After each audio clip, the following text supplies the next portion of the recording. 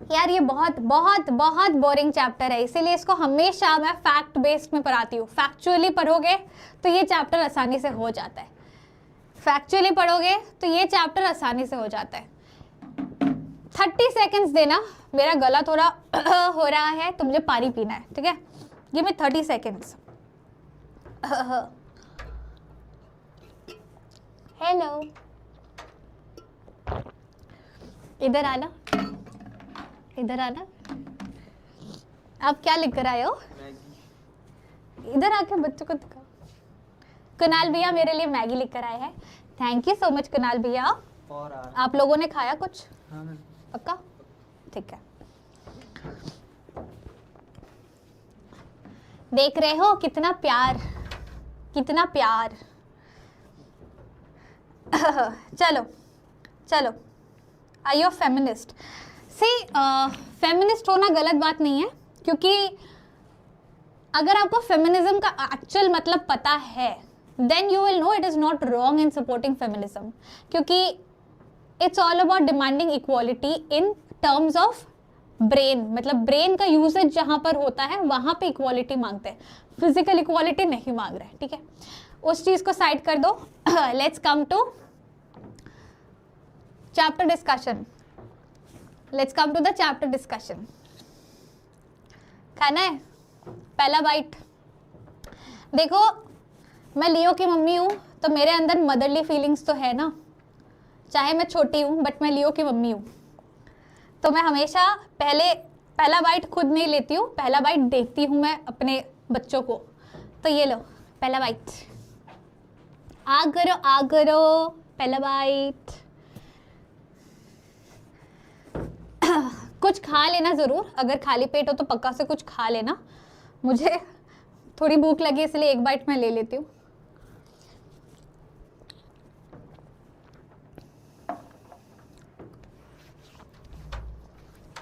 Thank you. चलो चलो, let us start with this chapter. चलो, मेकिंग ऑफ अ साइंटिस्ट। इसको best way to approach this chapter is, अगर आप factually इसको देखोगे कि क्या क्या क्या एग्जैक्टली हो रही है, कारण क्या है। अकेले अकेले नहीं, मैंने पहला बाइट पक्का से दिया है, अकेले नहीं खाती मैं। तो मैं ही हूँ, लियो के पप्पा मम्मी सब मैं ही हूँ। चलो। बदमाशी कर रहे हो है, मुझे समझ नहीं आता क्या सोच रहे हो। स्ट्रेंज, जीत शाह, उसका मतलब होता है स्ट्रेंज, ठीक है? तो इस चैप्टर में क्या हो रहा है? मैगी हार्मफुल होती है, मैगी अच्छी नहीं होती है। मैगी मैं भी नहीं खाती ज़्यादा, बट अब प्यार से कोई दे रहा है तो मना थोड़ी कर सकते हैं। कुणाल भैया ने इतने आराम से बना के लाए अभी मेरे लिए। आ जाओ।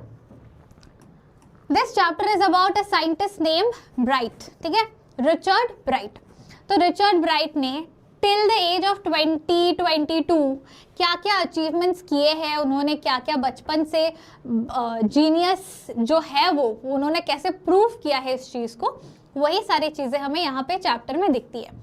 सबसे इम्पॉर्टेंट चीज़ तो ये है कि we see how obsessed he becomes with butterflies. इस पूरे कहानी में हमें ब्राइट और बटरफ्लाइज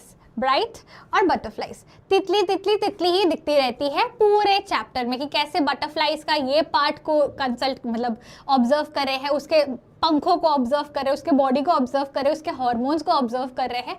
बटरफ्लाई से ऑब्सेस्ड है। Do you agree with me? Bright is literally obsessed with butterflies.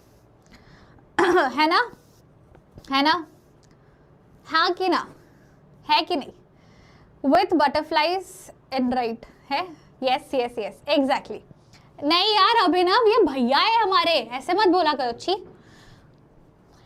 तो एग्जैक्टली ये चैप्टर इंग्लिश नहीं साइंस है। तो गाइज मैं आपको प्रशांत भैया नहीं पढ़ाएंगे, साइंस मैं ही पढ़ाने वाली हूँ कि क्या होता है डीएनए, कहाँ से क्या, कौन से हॉर्मोन्स पढ़ के क्या पता चल सकता है, वो सारी चीज़ें मैं पढ़ा रही हूँ। नहीं यार, jokes apart. Coming up here, bright के बारे में अगर हम बात करें seriously, so bright grew up as the only child living in the north of Reading, Pennsylvania, where he began collecting things. बचपन से बिकॉज उनको उनके उम्र के बच्चे नहीं मिले थे, तो he started a hobby which is collecting things. बहुत सिंपल सी बात है, हर बच्चे को ना खेलने का पार्टनर चाहिए होता है, या तो कोई तो टाइम पास चाहिए होता है. अब वहाँ पे कोई और बच्चा था नहीं उनके उम्र का, तो उनके मम्मा ने बोला कि भाई तू ये शौक पाल ले, स्टार्ट कलेक्टिंग थिंग्स. तो क्या है, he started collecting rocks, fossils, coins and butterflies. He started collecting butterflies. Alongside with that, he was an eager astronomer. बचपन से स्टार गेजिंग करते थे टेलीस्कोप के साथ, रात रात भर जग के भी स्टार वॉचिंग करते थे, उसके बारे में कंसल्ट करते थे and stuff. So he was a genius mind from a very small age. His mother was his greatest support. ये एक बहुत इंपॉर्टेंट क्वेश्चन है. ब्राइट के चैप्टर से अगर कैरेक्टर स्केच आता है ना, तो ब्राइट का कम उसके मम्मा ने उनका कैसा सपोर्ट किया ये ज़्यादा आता है. कि being a single mother for a very long time, how did Bright's mother support और contribute in the journey of Richard Bright. ठीक है, ये ज़्यादा आता है, ब्राइट का कैरेक्टर स्केच कम पूछते हैं. So his mother greatly encouraged his interest in learning, buying him equipments like telescopes, microscopes, cameras, taking him on trips, helping him find learning activities. She was his only companion until he started school. Bright के साथ बचपन से अगर कोई साथी है वो उनकी मम्मी थी, क्योंकि साथ खेलती थी, साथ पढ़ाई करते थे, साथ खाते थे, साथ उठना बैठना, साथ में ट्रिप्स में जाना. ब्राइट को अलग अलग इंस्ट्रूमेंट्स के साथ इंट्रोड्यूस भी उनकी मदर ही करती थी. As a mother she did a very good thing, क्योंकि वो देखना चाहती थी कि मेरे बेटे का इंटरेस्ट किस चीज़ में है, फोटोग्राफी में है, साइंस में है, जर्नी में है, किस चीज़ में है. She wanted to understand and बच्चे को भी ना बचपन से ही एक्सपोजर देना था उन्हें about these things. By the second grade, Bright had collected all 25 species of butterflies found around his hometown. Imagine, class 2 के बच्चे. मैं तो जब क्लास 2 में थी मैं खेलती कूदती और हल्का हुल्का जो भी पढ़ाई होमवर्क उतरा उसी में थी. मेनली मैं खेल कूद में व्यस्त होती थी क्लास 2 में जब मैं थी. ये क्लास 2 का बच्चा, इसने अपने घर के आसपास 25 डिफरेंट स्पीशीज ऑफ बटरफ्लाइज जितने मिलते थे सब इसने कलेक्ट किया था खुद अकेले, मम्मी के साथ नहीं. The Travels of Monarch 10 was a book जो इसके मम्मी ने इनको गिफ्ट किया था कि भाई तुम्हारा बटरफ्लाइज में इतना इंटरेस्ट है तो ये बुक पढ़ो. अब डॉक्टर उर्कुवार्ट ने ये बुक लिखा है और बहुत इंटरेस्टिंग था भी फॉर ब्राइट, तो उसने पूरा किताब पढ़ा. किताब के एंड में उर्कुवार्ट ने एक रिक्वेस्ट किया था कि मैं बटरफ्लाई टैगिंग कर रहा हूँ टू अंडरस्टैंड मेरे बटरफ्लाइज कितने डिस्टेंस तक ट्रैवल कर रहे हैं, तो अगर आपको कोई भी बटरफ्लाई टैग्ड मिलता है तो वो टैग लेके प्लीज़ मेरे पास भेजना and be a part of my research. ये रिक्वेस्ट देखा एंड ब्राइट के मम्मा ने सोचा कि चलो मेरा बेटा भी करेगा and she writes a letter to Urquhart कि हाँ मेरा बेटा इंटरेस्टेड है. लेकिन ब्राइट का क्या सोचना रहता है, ही थिंक्स कि मैं खुद अपना बटरफ्लाई टैगिंग करूँगा. तो at that age, that early age, Bright ने अपने घर के बेसमेंट को बटरफ्लाइज का खजाना बना दिया. वहाँ पे बटरफ्लाइज का पूरा क्या बोलूँ मैं, फैमिली बन रहा था वहाँ पे, अलग सॉर्ट ऑफ फैमिली बन रही थी वहाँ पे. प्यूपा मतलब पहले अंडे, फिर वहाँ से प्यूपा हो रहा है, पूरा ग्रोइंग प्रोसेस वहाँ पे चल रहा है. नीचे सिर्फ बटरफ्लाइज और बटरफ्लाइज के डिफरेंट प्रोसेस 4 स्टेज में आपको वो इंसेक्ट दिख रहा होगा. The entire basement. And why he was doing this, क्योंकि उसको बटरफ्लाई टैगिंग खुद से करना था, खुद का अपना रिसर्च इस एज में करना था. ही स्टार्टेड टैगिंग बटरफ्लाइज और उनको छोड़ देते थे घर के बाहर कि जाओ भाई उड़, कभी मुझे टैग मिले तो आई लर्न कि कितना दूर गया है. But that was not at all a very successful thing. वो बहुत ही अनसक्सेसफुल रहा एंड बहुत ही जल्द by the time he was in class 7 उन्होंने अपना ये बटरफ्लाई टैगिंग का काम बंद कर दिया था. Monarch 10 became a turning point, opening the world of science to him by explaining how monarch butterflies migrate to Central America. After losing his first county science fair, first county science fair में उन्होंने क्या किया था, पहले science fair में उनको लगा था कि अच्छा साइंस से रिलेटेड चीज़ें दिखानी होगी मुझे, तो एक 3D डायग्राम मॉडल बना के लेके चले गए थे पहले एग्जीबिशन में when he was in class 7, and obviously he lost there, कुछ भी नहीं जीता, लेकिन he learned a very important lesson कि science is all about practicality, ऐसा डायग्राम वगैरह से नहीं होता है, प्रैक्टिकल चीज़ें दिखानी पड़ती है, and that is when he dedicatedly entered the field of science. So after losing the first county fair in his 7th grade, Bright realized that winning required doing real experiments, not just making a neat display.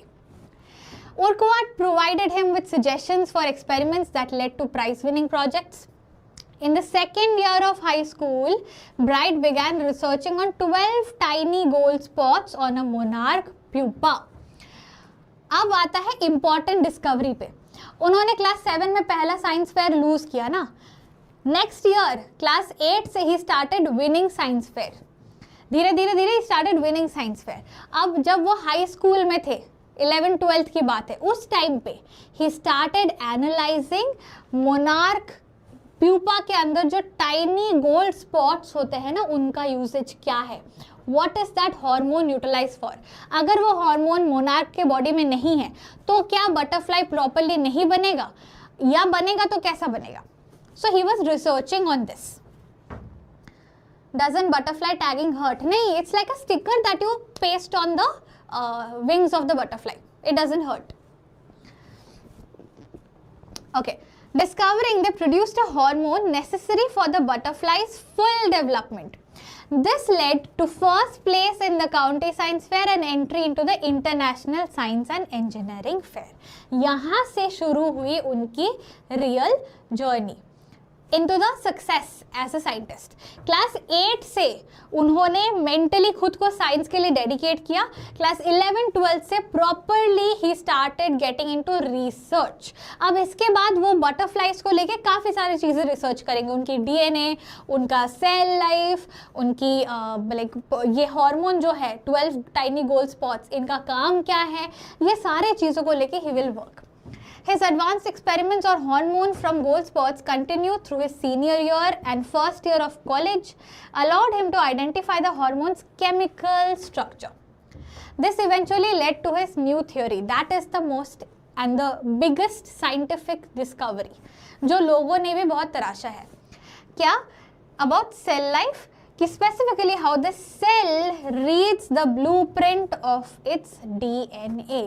उन्होंने ये research करके finally like एक paper theory बनाया था कि cells can read the blueprint of the DNA, and that research मतलब वो इनके करियर का किक स्टार्ट था, ऐसा आप बोल सकते हो. इन्होंने एंड इनके एक दोस्त ने, कॉलेज मेट ने मिलके ये रिसर्च पे काम किया था, and they published a paper in a magazine, जो साइंटिफिक मैगजीन था, एंड फ्रॉम हियर वो एक बहुत अच्छे साइंटिस्ट बनने की तरफ आगे जा रहे थे. Bright's success is attributed to first-rate mind, curiosity, and the will to win for the right reasons, prioritizing the quality of his work over the prize itself. तो Bright के बारे में ऐसा सवाल बन सकता है कि how can we say that he had the A-rate first-class mind needed for becoming a good scientist. तो उनके अंदर 3-4 क्वालिटीज बहुत खूबी के साथ थे जो इम्पोर्टेंट है. ठीक है, ये इम्पोर्टेंट है कि फर्स्ट तो he had a first rate mind, amazing brilliant mind. Second he had amazing curiosity, मतलब जिज्ञासा बहुत था, ये ऐसा क्यों है, वो वैसा क्यों है, ऐसा क्यों है. जितना आप सवाल करोगे उतना आप किसी चीज़ के अंदर डीपली इन्वेस्ट हो पाओगे. तो ब्राइट के अंदर भी एक क्वालिटी थी कि ही वॉज वेरी क्यूरियस, ये ऐसा क्यों है, वो वैसा क्यों नहीं है, ऐसा करेंगे तो क्या होगा, वैसा नहीं करेंगे तो क्या हो जाएगा, very much into it. And lastly, will to win for the right reason. Generally जब कंपटीशन होता है आप क्या देखते हो कि आपका मेन कंपेटिटर कौन है, इसको कैसे हराए. ऐसा अप्रोच ब्राइट के दिमाग में नहीं था. उनका ऐसा था कि कभी अगर मैं डिबेट कर रहा हूँ या जो भी कर रहा हूँ, when I am competing, specifically मैं डिबेट का एग्जांपल लेती हूँ, अगर मेरा टॉपिक ए है तो ए के बारे में दुनिया में जितना इंफॉर्मेशन है, पॉजिटिव नेगेटिव जो भी है, पूरा इंफॉर्मेशन वो गटक जाते थे. एंड ऑब्वियसली बात है, अगर किसी टॉपिक के बारे में आपको 100% इन्फॉर्मेशन है तो कोई आपको कैसे ही हरा सकता है। आपको पॉजिटिव नेगेटिव सब पता है उस चीज़ के बारे में, तो how will anybody win over you.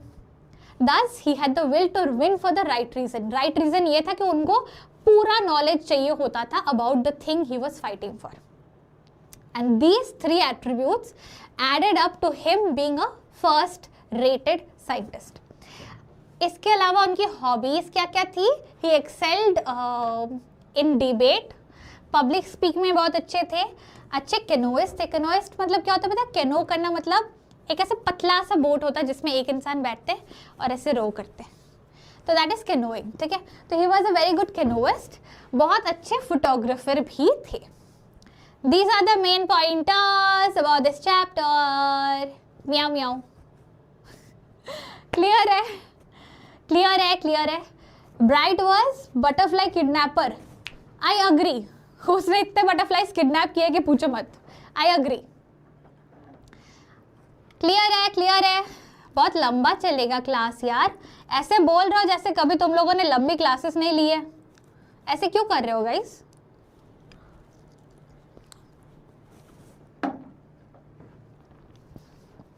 खाना लेके आ जाओ ना, खाना लेके आ जाओ।